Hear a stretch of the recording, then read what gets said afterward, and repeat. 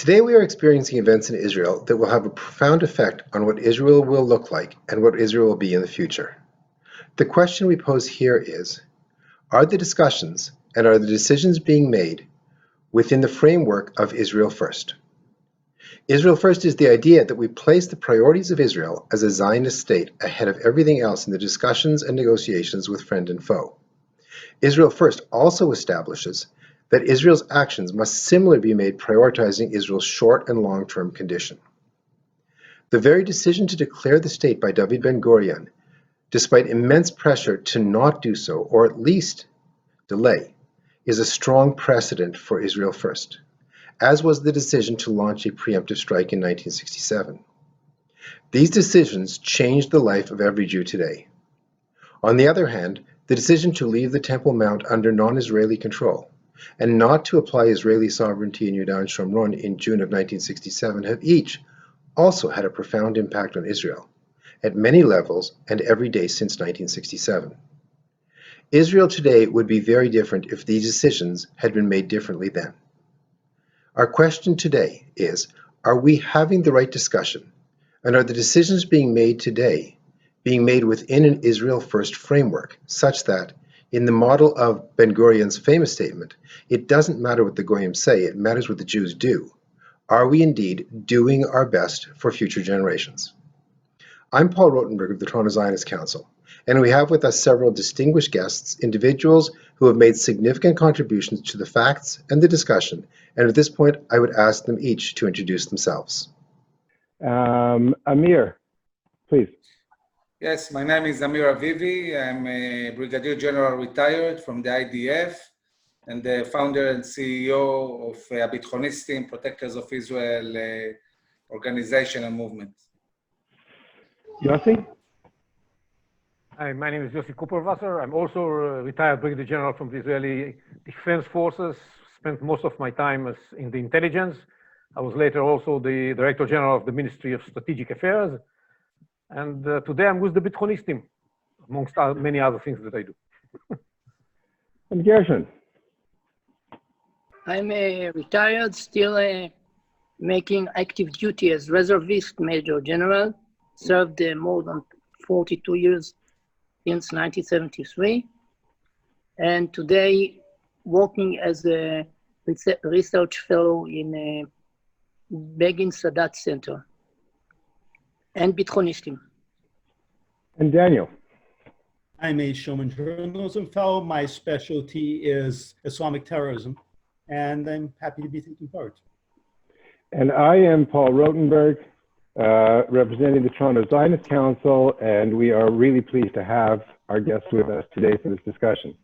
To begin, I'd like to discuss the issue of Israel with respect to all the residents of Israel, Jews, Druze, Bedouins, Arabs, and different ways that those interrelationships affect Israeli decisions and Israeli activities on a daily basis.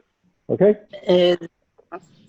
Hi, the problem of the Bedouin is just one indication of a very deep tension that identifying the identity of the Jewish state, that combining simultaneously two different ideas. One, that we are a democratic state giving equal rights to each citizen. On the other side, we are, first of all, a Jewish state. And the state in itself, as was emphasized by Ben-Gurion, is really a Jewish. The situation in the Negev is that Israel lost sovereignty because of a lot of intervention of international community, first of all, European Union and other human rights organizations like Human Rights Watch and Rabbis for Human Rights and Architects for Human Rights, a lot of organizations, all of them working systematically to take Israel from making manifestation of its own sovereignty. What it means, the Bedouin are taking land without law, against the law, taking properties that belong to the state and properties that belong to private Israeli Jews. And when it is already happened, the court treating them as they are very miserable minorities that suffering, and we must take this situation with a specific treatment. It means that at the end, not only that they are not retaliating in giving respect to the Israeli state that's treating them specifically, they are just trying to go ahead and to take more and more. Like they are still with the authority to constitute the Israeli behavior in its own property. This is due to the very subversive intervention of European Union in all Israeli properties, not only in Israel, in the West Bank, but also in what's going on in the state that in the border of 48-49. Yossi, would you like to respond to what Gershon is saying? Well, first of all, I think that Gershon is describing a real problem. That is that Israel, as a government, as a sovereign power over its own territory, lost the ability to control the ownership of land, which is one of the major attributes of being a sovereign power in a certain piece of land. And what's happening is that there's no law actually in certain parts of Israel in this respect, and the Bedouins in the Negev are a very good example for that.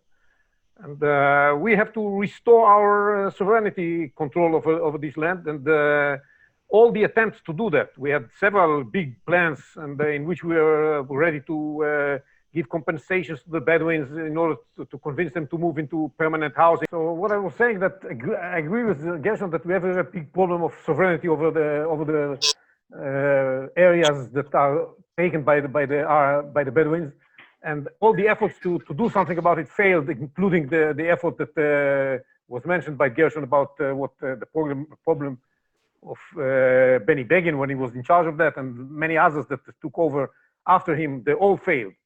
And there are many reasons for that. Some of them are mentioned by Gershon. One of the things that Israel is a very strange country. It's a very unique country because it is at the same time democratic, and we want to respect the rights of every person, but just as much and even more maybe, it's a nation state of the Jewish people. And if you look, for example, at the nationality law that was adopted recently, when it comes to this issue of settlements and ownership of land and so on and so forth, there's a chapter 7 of the law that says that the country sees the development of Jewish settlement as a national value. And this is not said about all of the citizens, said about Jewish settlement of the land. And this is something that is unique, and it's not easy to understand how this can live with the issue of democratic values. Otherwise, why not all the other members of the community? So it's a very special situation in Israel. And Israel is doing that not at the expense of the capabilities of the Arabs, of the Bedouins. We take care of those private rights that they have. But still, we are a special country. And when you come and you speak about Israel first, you have to understand, in Israel, by saying Israel first, you actually say, first, we think about what needs to be done in order for the Jewish people to have a safe and prosperous state of his own. That's the most important thing for which Israel was established. This is called Zionism. This is why Israel is the implementation of Zionism. This is why we are a special country, and we know that. Now, we have many people who don't like it. The Bedouins are amongst them, and the Europeans that Gershon mentioned before are also part of them. They don't like this idea of a nation state for the Jewish people. I can tell you, I spent about 2 years trying to educate the European ambassadors to Israel that why this is important to have a nation state for the Jewish people in Israel. And I was successful eventually, but it was very difficult. And because they come from a different perspective, from a different way of thinking. And it's not easy to convince people to make them understand that.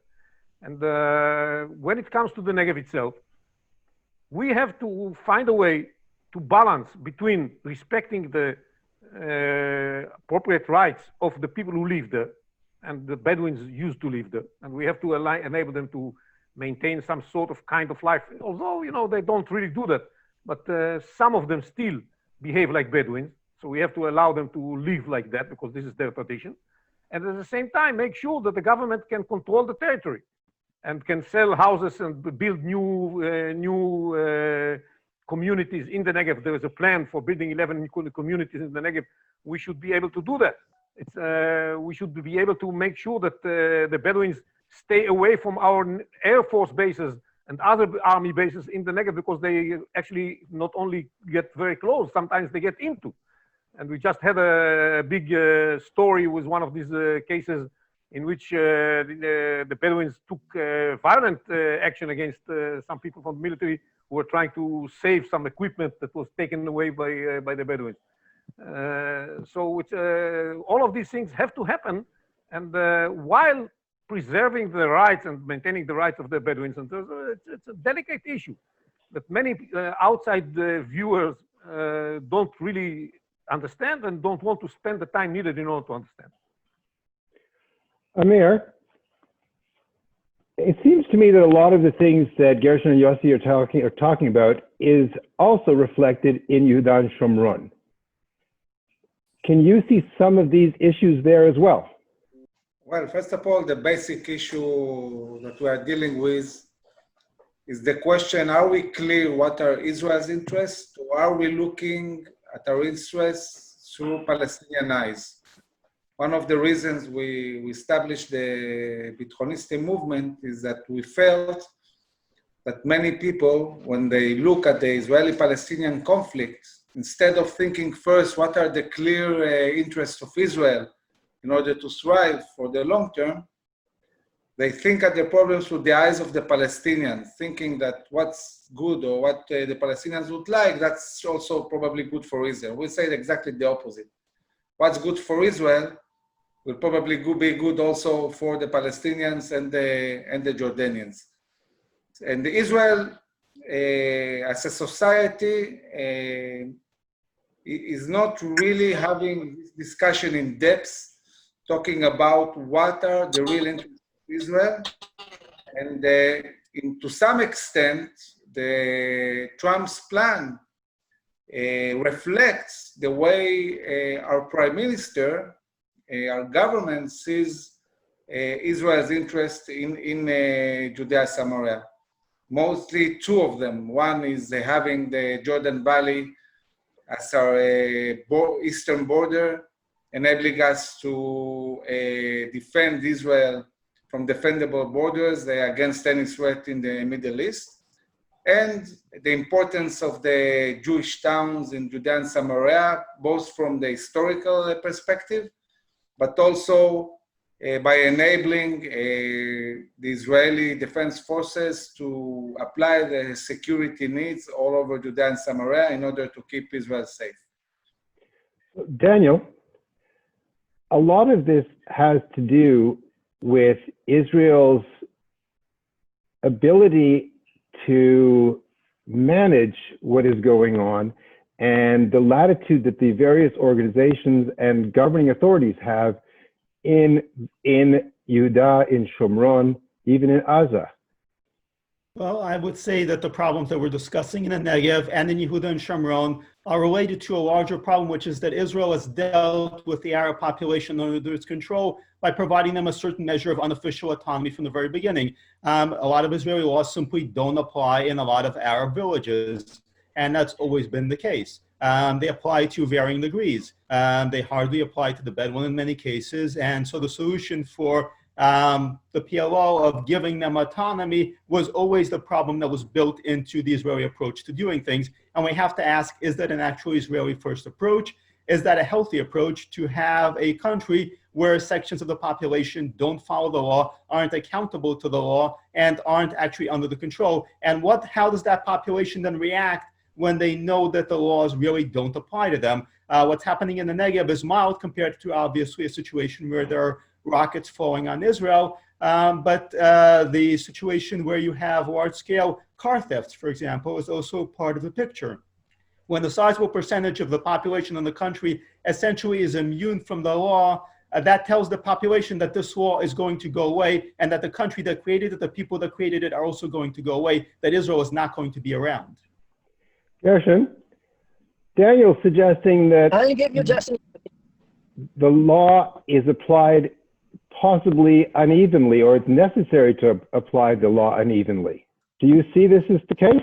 an example about the law, directly guided by High Court.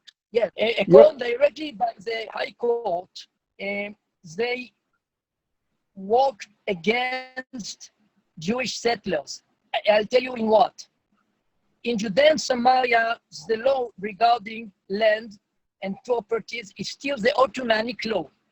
There is a part of an Ottomanic law that's saying that if somebody took a land that not belonged to someone and behaved in that land like it is his own property, planted, built something, if 10 years nobody argue against him, he can go to write that land on his name. This is the Ottomanic law. The High Court decided that this part of the Ottomanic law is true for the Palestinians, never be true for the Jewish settlers. It means that if settlers took land that really belonged to nobody and built, planted, after 15 years, the Palestinians, guided by Israeli lawyers that are paid by European Union ambassadors like Michael Sfard with Yesh Din and other, or Peace Now movement, they are coming to destroy. It means that they made unequal interpretation of the law. One law for the Jews, another for the Palestinians. The High Court made specific interpretation against the High Court, big interpretation against the Jewish residents of Judea and Samaria, and made a difference between Palestinians, that all the considerations about where they have a property is according to Ottomanic law, that's still accepted in that region. And on the other side, they rejected the rights of the Ottomanic law for the Jews. That's a problem. Yossi, would you like to respond to this issue of the differences in the application of law to various groups within Israel? Well, first of all, we are trying to solve this problem, and there's this entire idea of applying the sovereignty over Judea and Samaria is supposed to put an end to this difference in applying in the application of the law towards different Israeli citizens. Because today, the Israeli residents of Judea and Samaria are living according to the Ottomanic law, as Gershon said, whereas the other citizens of Israel living inside Israel are living according to the Israeli law. And this has major implications, especially on issues of land ownership, and so on and so forth. And land planning, a lot of issues are affected by this situation. So when we are Is it viable for Israel going forward in the long run? Is that something that can be continued? No, that's why we have to apply sovereignty over those areas where Jews or Israelis live in Judea and Samaria, so that they will be subordinated to the same law that is applicable in Israel.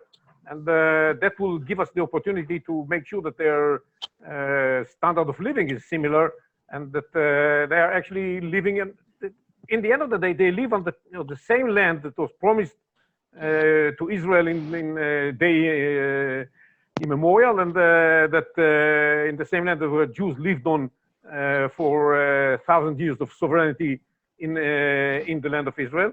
And it's the same land that was based on its historical connection to the Jewish people, was given as a mandate to the British mandatory to establish on it the nation state of the Jewish people, the nation home of the Jewish people. And that's, they don't live in a different area. They live in the same area, so they deserve the same treatment. And that's why we think that this must happen. And this is why it's so important in this respect. There's another respect that has to do with security, but from the respect of the rights and the quality of life of Israelis living as residents of Judea and Samaria, and Israelis live just on the other side of what used to be the Green Line, and live in Rosh Ha'ain or wherever, Kfar Saba. This is ridiculous that they have two different systems of law applying to both of them. At the same time, we are saying that the non-Jewish residents should be under the same law when they are in Israel, whereas in the territories controlled by the Palestinians, they should be under Palestinian law. And that's the Palestinians have a system that develops laws. Unfortunately for them, there's nothing to do with Israel. They have not convened their parliament in almost 16 years, but it's their problem. And they still have a government and a president that issues laws for the Palestinians. And they should live under their laws, and we should live under our laws. Amir, I would actually think that by acknowledging, not just acknowledging, by granting the Palestinian Authority the right to operate as a government making law, we are actually reinforcing their authority over people that don't even necessarily want their authority. Is this the case in Yehuda and Shomron? First of all, there is one thing that I would say probably the vast majority of Israelis agree, is that we want the Palestinians to govern themselves. We don't have any interest to govern them. We don't want them to be Israeli citizens. And therefore, I would say that all governments in the last probably 30 years, and even more maybe, since Begin, when he did the peace with Egypt, are working on how to make sure that the Palestinians at the end of the day govern themselves. We also, most of us agree that we want the militarized entity. We want to have full security control overall, but we want them to govern their own citizens. But we also want the Israeli citizens to be under Israeli law. I would say that it's not moral to have your own citizens living in a place you expect them to live, but not under your law, under your full sovereignty. Now, when talking about Israel first, I think that Zionism always looked also at the next generations first, always worked for the next generations. And when people talk about applying sovereignty now, people say, listen, why should we do it now? It might be dangerous. Maybe there will be terror attacks. Maybe the Jordanians will be mad, or the Europeans, and so on. And the answer to that is two. First of all the citizens are entitled to be under Israeli law. The second thing is that this action promises that the next generations will be safe, that will make sure that Israel, for generations to come, will reside in safe borders and with an ability to defend Israel within Israel, in Judea and Samaria. So this is basically what we're fighting for, and why it's so important for us to see that sovereignty is applied in the next coming months. Daniel, the idea of creating safety, of leaving Israel in a better situation for the next generation, for our children, is probably paramount on everybody's minds. I'm wondering whether granting governing authority to various Arab entities, whether it be Hamas or the Palestinian Authority, who seem to concentrate mostly on terrorism and not on governing their own people, is actually what is creating the situation that is undermining the future of our own children in Israel? So the big question is, how do you actually create safety? Do you do it by expanding the territory under your control? Do you do it by contracting the territory? Do you do it by creating stability or generating instability? The fundamental problem with the so-called peace process was that it contracted Israeli territory, it gave up control, and it created instability. Those were never conditions that were going to bring about a state of peace. There was a confusion between the idea of a state of peace and actual peace. The idea that you can actually create peace through negotiations rather than creating peace through control. When Israel has maximized its control, it has enjoyed more peace. When it gives up its control, when it contracts its territory, when it creates autonomy for different populations under its control, then it gives up that control, it gives up its authority, and it creates instability. You can't have stability if you have multiple systems in the same territory. You can't have stability if you no longer control the territory, and that's the fundamental problem here. So Gershon, I've heard you say previously, I think we just lost Gershon. Okay. Yossi, we had a discussion previously about the idea of applying control and the need to apply it possibly even unevenly because of the needs of various different populations in Israel. Is that a viable option in the long term? Is that something that can actually bring Israel stability?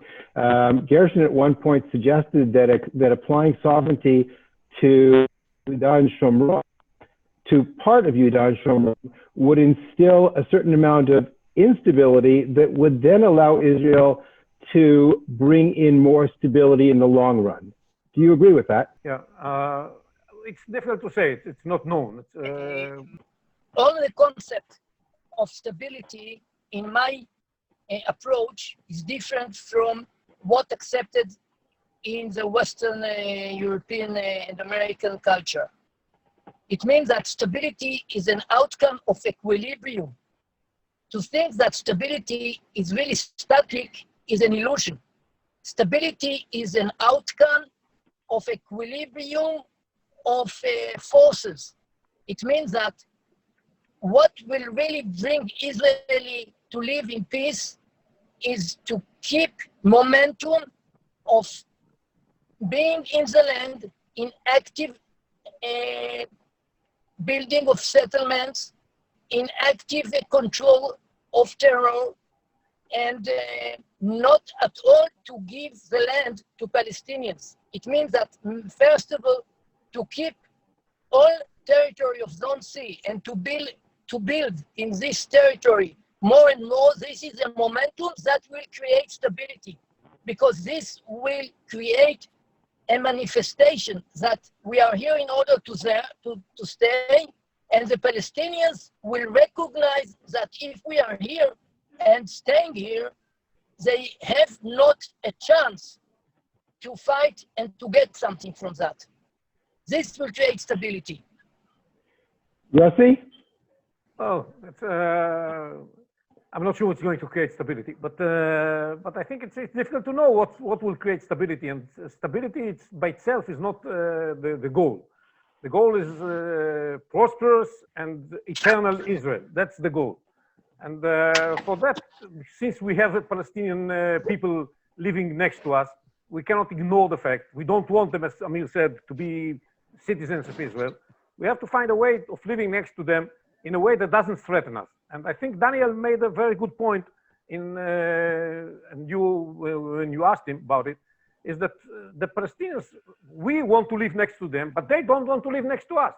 That's the situation, at least not their leadership. They are committed to a philosophy that says that the purpose of life, the purpose in life is to get rid of those Jews living here. That's the long-term dream they have, is that the Jews will disappear. That's from this place, maybe at all, but definitely from this place. And this is something that is very difficult to compromise with.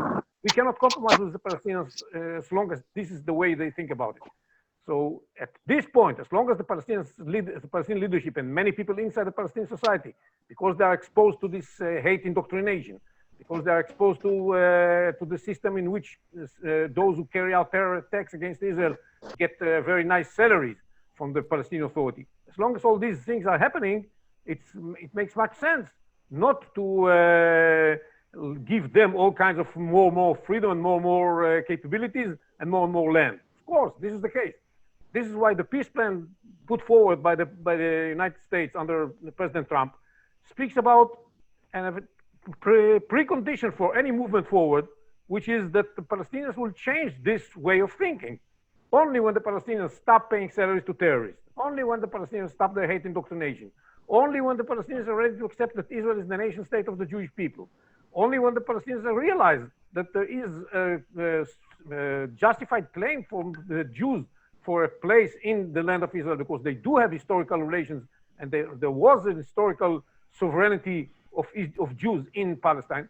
Only when all of that is going to happen, then we can discuss the ways to to establish a more self-controlled entity for the Palestinians, maybe even a state, with many caveats and many restrictions. That's as long as this is not happening, Israel's security is based on the fact that this is not going to happen. So, and anyhow, even if this is going to happen, to make sure that they don't have second thoughts, as Gershon alluded, we need to make sure that the Jordan Valley and the ways, that the main roads leading to the Jordan Valley are under Israeli control, because this will mean that the Palestinians are unable to even think that the rest of the the rest of the Arab world and the rest of the Islamic world will join them in getting rid of what is left of Israel once Israel establishes a Palestinian entity, maybe a state. That's very important, because we know that's one of the major mistakes of Israel. Until now, it decided to ignore the fact that the Palestinians work according to what they call the phases theory that they adopted in 1974. And according to this theory, Article 8 of the 10 points they adopted in 1974 says that once there is a Palestinian entity on any piece of the land that they will get from the Israelis, this entity will call upon the Arabs and the Muslims to join it in fulfilling the ultimate goal of the Palestinians, which is getting back Jaffa. And that's why until there's no such change, and we don't make it clear to the Palestinians that they are not going to control the Jordan Valley, they are not going to have the Arab and Islamic hinterland helping them in changing the situation, only then the Palestinians may think that, okay, maybe we should change our attitude. And as long as this is not happening, and on that I agree with Gershon, as long as this is not happening, the Palestinians will continue to try and threaten the existence of Israel. So listening to Yossi, I can't help but think that the situation that Yossi is outlining really is defining Israel in the eyes of the world at large, of the international community. All of the conflicting issues with the Arabs is really the main thing that the world and the international community sees in Israel. Are we allowing the Palestinians to define Israel? Are we actually aiding the Palestinians in defining Israel by supporting their authority that isn't really working towards the long term of Israel by giving them funding, supporting them economically, supporting them politically, and supporting them in the Israeli media by treating them with the respect that we treat them? Daniel? But when you get into a conflict with somebody, to some degree, they're defining you and you're defining them. Yossi very aptly laid out the conflict on the Palestinian side, the so-called Palestinian side. They have a very clear vision and a very clear goal. Their clear goal, and which is in theory achievable, is the destruction of Israel. The problem is that Israel largely does not have a clear goal or a clear agenda for dealing with the other side. As a result, Israel has allowed, as you've aptly put it, has allowed the PLO, the conflict that's been manufactured to define Israel, but Israel has no long-term clear goal for dealing with them except either A, hoping that the PLO, the various populations living there will change their minds about Israel and will come to a realization, which is not a clear goal and that is not necessarily a very realistic one. Or two, that Israel will somehow isolate them to prevent them from causing too much damage. Neither of those are clear goals. And when you have unclear goals that are not directly realizable, you actually are in a quagmire. So for the other side, for the PLO, they do have a clear goal. The distance to getting to that goal is challenging, but destroying Israel is a clear and achievable goal, whereas Israel does not have a clear goal or a clear plan for dealing with the terrorists. Amir, do you see a clear way forward that is leading Israel to a better place 10 years from now, 20 years from now, working with the decision-making that is going there now with respect to working with the Palestinian authorities and the various governing authorities, whether it be in Yehuda and Shomron or whether it be in Gaza? Where do you see this going in the near future and in the long term? Well, first of all, I think that in the last 10 years, there is a huge change. I think although we hear a lot about the Palestinians in the media, the truth is that the world is losing interest. The Arab world is losing interest in the Palestinian issue. I think that people are looking at Israel today. They think more about Israel's high-tech and startups. They think more about Israel's gas that is going to be exported to Europe in the next coming years, and is already exporting. We are exporting gas and even water to Jordan, and possibly also in the future to Egypt. We are exporting gas to Egypt, but I think that Egypt will need also water solutions with the problems they are having in the Nile. And the Arab world is changing fast. The world is less dependent today on Arab oil. They understand they need to change their economy to a more modern economy, and they rely a lot on Israel. In this sense, both high-tech economy, intelligence, military capabilities, they are mainly worried about Iran. So things are changing, and they're changing for the best for Israel. And without these changes, probably we wouldn't have seen a plan like Trump's plan that was supported by the Arab countries. So I'm optimistic. I think that the way I see it, and this is part of what we are doing in Habithonistim, I think that it's time for the Israeli people to seize the moment, understand what their interests are, and push them forward. Because I hear many people speaking in terms and in concepts that were relevant maybe 20 or 30 years ago and don't exist anymore. We can be much more reassured that we can move forward and do the right things for us and take care of our own interests, and understand that we are a growing power in the global arena, and people respect powerful countries, they respect advanced countries, and we are such a country, and we're getting stronger all the time. We need to know how important we are today in the global arena and take care of our interests. Yossi, Amir is suggesting that there's a lot of changes going on in the world at large, in other Arab countries, and the way they relate to the Arabs in Israel, the Palestinians as they call themselves, and the way they relate to Israel. Number one, do you see this as being a long-term shift, or is this something that is serving them right now in the short term? And number two, if that's the case, is Israel responding appropriately and changing its way of relating to the various governing bodies of Arabs within Israel? And is Israel setting themselves up to be in a good position for working with them to further Israel's perspective and Israel's place in the world in the next 5, 10, 20 years? Well, the issue of Israel falls into the attitude towards Israel and to the Israeli-Palestinian conflict falls into the bigger changes that take place in the world and in the region. So I'll say a word about what's happening in the region. The region is consumed by a huge conflict between the pragmatist Muslims and the radical Muslims. And the only country that the pragmatist Muslims can rely upon permanently is Israel, because they don't know what's going to happen in the United States tomorrow. And right now they have a president that is supporting them, but the previous president was very much against them, and they don't know what's going to happen tomorrow. Israel is always going to be on their side.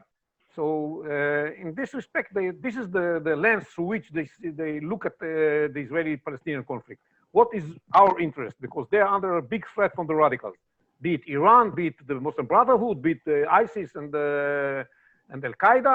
They are fearful from all these elements, and they know that the only people they can rely upon in this battle is Israel. Israel is the only one who takes Iran directly, who attacks Iran in Syria every day, or almost every day. It's nobody else dares to do that. So it's they have an interest in developing the relations with us, and I think this is a permanent situation, because I don't see the battle between radicals and pragmatists disappear tomorrow morning. At the same time, there's a big battle in the West, how to treat the situation between the Israelis and the Palestinians, and how to treat the battle between radicals and the pragmatists in the Muslim world. And it so happens that there is an alliance that's called the Red-Green Alliance, yes, that of the radicals with the left wing in Western politics. And we saw what happened because of that. The major result of that was the joint comprehensive plan of action regarding the Iran nuclear deal. So everybody who's on the left adopts a pro-radical approach towards what's happening in the Middle East. And one of the major ways to do that is to support the Palestinians on the issue of Israel and the relations with Israel. We have to be very cautious and aware of this development. And whereas the people on the other side with the pragmatists inside the Muslim world, and because of that, they are more ready to support Israel and see the realities that we face here and we live with. That's where we stand, and it's not. That's why Israel became such a partisan issue. It wasn't such a partisan issue before, but in the last 10 years, this has been the outcome of, to a large extent, of the Arab what used Arab upheaval. Let's call it like that. It used to have the name of Arab Spring, and with the Arab upheaval, that created this tension in the Middle East. And had an impact on the way the rest of the world looks at the situation. Now, when it comes to our treatment of the Muslims, we have to differentiate inside Israel between the pragmatists and the radicals. We have radicals inside Israel, amongst the Arabs in Israel. There are many radicals that support the northern part of the Muslim Brotherhood, or the Muslim movement in Israel, which is actually supporters of Hamas. And we put them out of the law recently, and we have some other Arabs who are more pragmatic. Their leadership is still very radical, but they are pragmatic, and there's a big tension between the leadership and the Arabs living in Israel in respect to their identity. Many of them do want to see themselves as Israeli. When they look around them, they say, well, it's so terrible. We prefer to be here Israelis, and we still have many rights. So we don't have national rights, but we have all the other rights. Nobody else around us in the Middle East has any rights. So we prefer living here, and maybe we should postpone our dreams of national sovereignty. It's not for tomorrow. And Israel is trying to very much to encourage this attitude inside the Arab population, both, by the way, in the Palestinian controlled territories in Judea and Samaria and in Gaza, and within the Palestinians living inside Israel as well, because this battle is happening all over. The way that the Palestinian territories are divided today are between the more pragmatic Fatah and the more radical Hamas, right? This is the division. But Fatah is not really pragmatic. So there are pragmatists that are even more pragmatic amongst the people living in the areas controlled by the Fatah in the West Bank. So it's an ongoing battle. That's why we believe, and I believe at least, that we have to realize that these governing bodies in Gaza and in the PA-controlled territories in Judea and Samaria are very dangerous, and we should not be totally committed to and do anything just to make sure that they survive, because today Israeli policy is to a large extent totally committed to ensuring the survival of the PA. Totally ensuring, committed to survive, to ensuring the survival of Hamas in Gaza. And what are we gaining out of that? The PA is an organization that pays salaries to terrorists. Why should we make sure that they will to terrorists that want to kill us? Yes. Why should we make it such an important point in our policy to assist it? It's if you talk about Israel first, it's against any logic. We have to help those Palestinians who believe and understand that they have to live side by side with Israel as the nation state of the Jewish people. That's what we have to work on. And today it's very difficult to find them and to encourage them to speak out, because it's very dangerous for them living under the PA. But if the PA disappears, it's not the end of the world. So this discussion began premised on the idea that Israel first is a necessary condition for Israel in the long term. And without wanting to prejudice your answers, because it could be that you'd prefer to see a change or you'd prefer to see something stay exactly the same, stay the course. I'd like to go around and ask each of you for 3 points. The first point, how Israel might change or stay the same with respect to the international community. 2, how Israel might change or stay the same with respect to the various governing authorities within Israel, non-Israeli. And thirdly, how Israel should change in the way it sees itself. So, Daniel, would you like to begin? Of course. So as far as the international community goes, Israel is either moving into a condition of greater dependence on the international community or lesser dependence, or rather independence, really. And arguably, Israel has been moving toward a greater independence over time. This is in part, we've seen discussions about Israel's growing natural reserves and its growing economy, which is definitely helping. But there's also the growing realization that an international brokered agreement is not any kind of solution. The increasing diminishment of European power is also playing a major role in this regard, the imminent collapse of the European Union. At the same time, Israel does have a great deal of attachment dependence on the United States of America, whose own politics are becoming more radical and more unstable, which creates a major security threat for Israel down the road. As American politics becomes a politics of extremes, then it starts looking like the Ireland situation, where you have the IRA flying Palestinian flags and you have the provost flying Israeli flags. And that's not exactly a healthy situation. Israel is certainly not a bipartisan issue in America anymore. So to the extent that Israel can achieve independence, it can protect its own security, because the current situation is very comfortable with the Trump administration, but Israelis should not assume that that situation will continue onward. As far as its own internal situation goes, Israel's policy of providing autonomy for the Arab and Islamic populations within its borders, real autonomy, fictional autonomy, autonomy of immunity from the law, has backfired in the maximalist way at this point with the entire peace accords. That situation is very obviously not sustainable. As long as Israel applies 2 different systems, multiple systems, to people living within the same territory, the people who are not living under Israeli law will naturally believe that Israel is not around to stay and that Israeli laws are not actually meant to be respected. What's important to remember is that both for Israeli Jews and for Muslims, control over Israel is a religious imperative. And you show religious imperative through acts of faith. Violence is an act of faith. Islamic terrorism is an act of faith for the terrorists who are carrying it out. Their ability, their willingness to do this is their sign of confidence that they intend to control and conquer this land.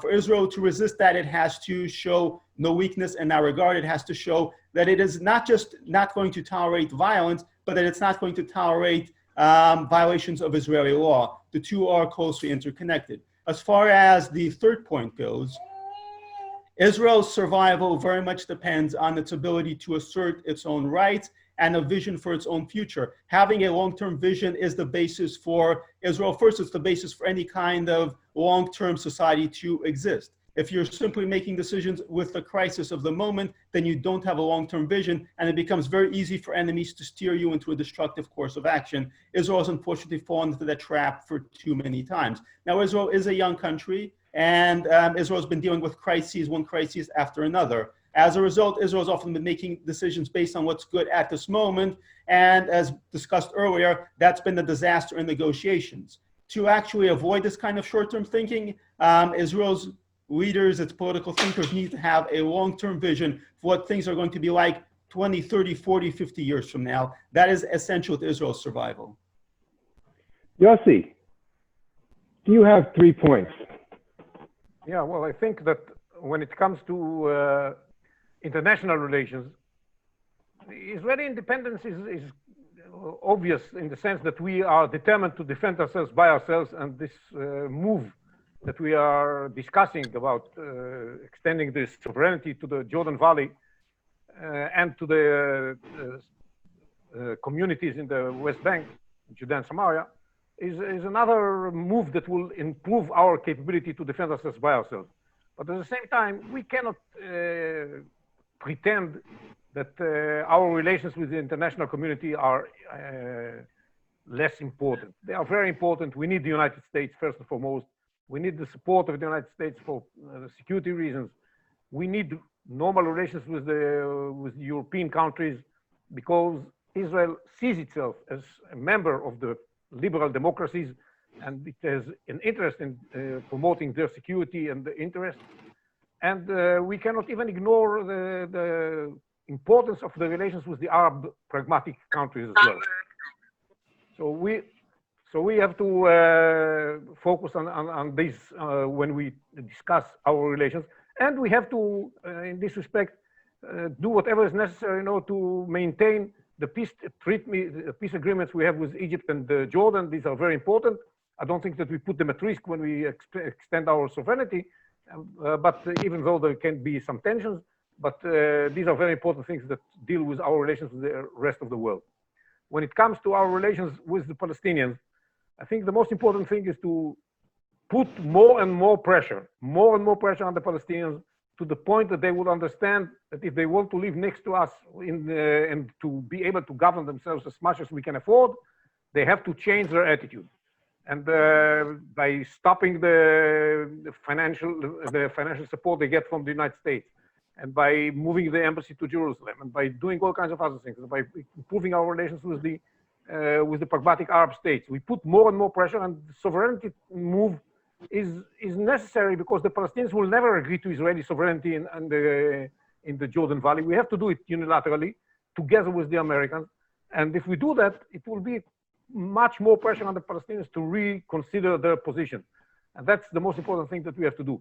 And this is going to improve our security and improve the chance that sometime in the future, the Palestinians will adopt a different approach. And so it's a win-win situation for Israel, even though if in the short term it's going to cause some trouble. We can sustain that, and what we're talking here about is the long-term security of Israel that is necessary for us, and I think that is achievable through this move.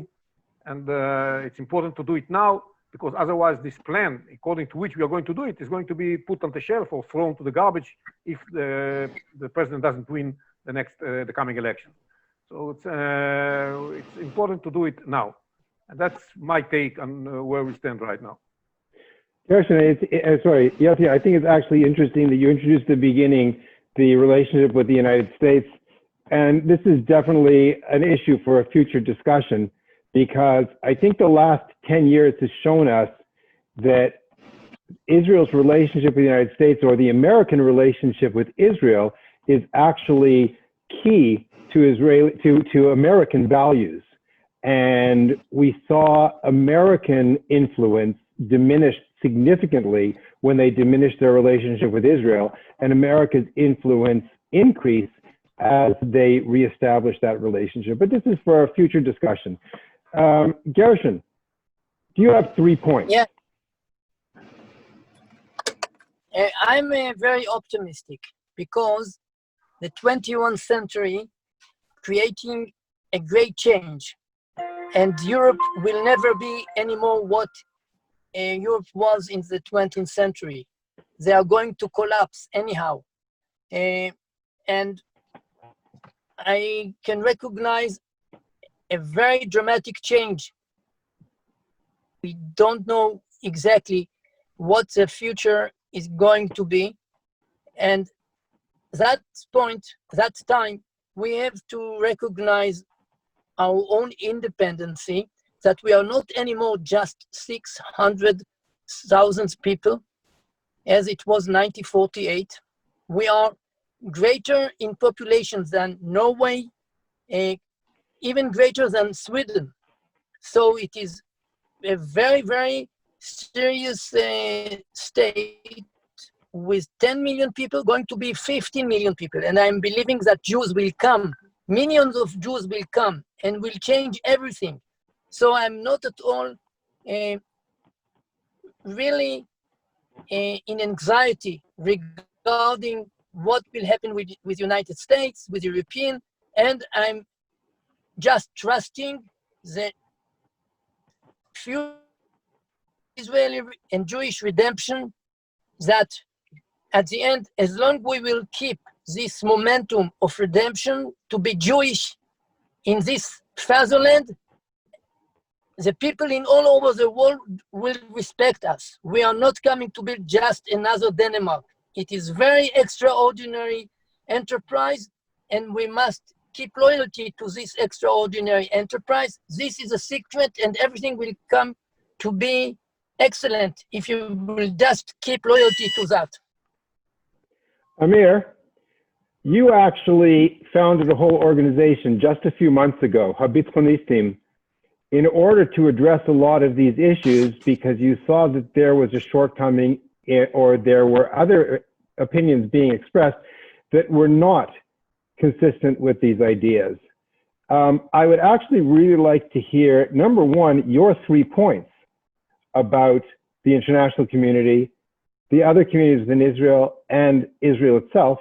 But I'd also like to hear how you feel that Habithonistim is addressing these issues. It's obviously doing it well because you've garnered lots of support across Israel. Your membership has grown incredibly in a very short time. You've absolutely hit a nerve there.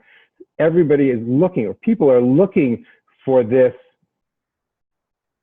What can you tell us about Israel first, how Israel should move or could move forward for our future?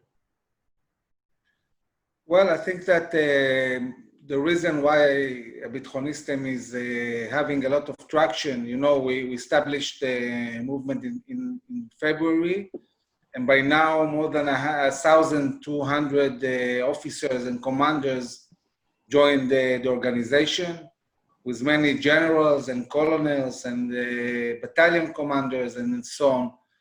This voice was missing. I think that most of the Israeli society, what they feel that they want to go back to basic Zionistic values, to the reason why we came back to our land after 2,000 years in the first place, a sense of proudness in our nation, in the only Jewish nation. And I think that talking about the international arena, as Gershon said, this is very, very relevant. The situation today in Europe and in the States regarding the Jewish communities is as bad as it was before the Holocaust. Jews are persecuted. There's anti-Semitism everywhere. I too believe that hundreds and thousands and maybe even millions of Jews will come back to Israel in the years. And Israel needs to prepare to do what it was built to do, to be a state for the Jewish people, a sovereign state for the Jewish people. And of course, respect minorities and be also a democracy. But first and foremost, this is the nation state of the Jewish people. and we need to see that it's ready to absorb millions of Jews. And I think that we're living in a very, very turbulent area. Everything in the world is falling apart. Nobody knows what will happen in the next coming years. Nothing seems stable. Relationships with Israel might be very good in one sense. If we go back in Europe to bilateral relationships with the states, it might be really bad. We don't know. So the only way to really deal with this, and this is what Habithonistim are doing in Israel, is creating back the basic solidarity and what made everyone feel together. This is Jewishness and Zionism. And this is what we are bringing back. And when command it, we're not inventing anything. We're saying things that are basically obvious. But when commanders talk about Zionism and about our Jewish values, people are very, very moved and they relate to it. And we need to set an example. The Jewish people and certainly Israelis have always looked up to their commanders and generals, and they look up to the IDF. So when we speak about it, it means a lot to people. And this is why more and more people want to hear this voice in Israel. We're bringing this voice also to the Jewish communities around the world. But we're also bringing this voice to the different parliaments and to politicians all around the world. Just today, we sent a letter to all of the European Parliament, and last week we sent a letter to Congress and Senate, explaining what are Israel's interest in our view and how important it is to apply sovereignty now. And we are able to speak about it from a very professional point of view, and also a proud Zionistic, non-apologetic point of view. And this is what we are doing. Thank you, everybody. I think this has been a wonderful discussion. I appreciate your participation. Thank you very much for joining us. And we look forward to the next conversation.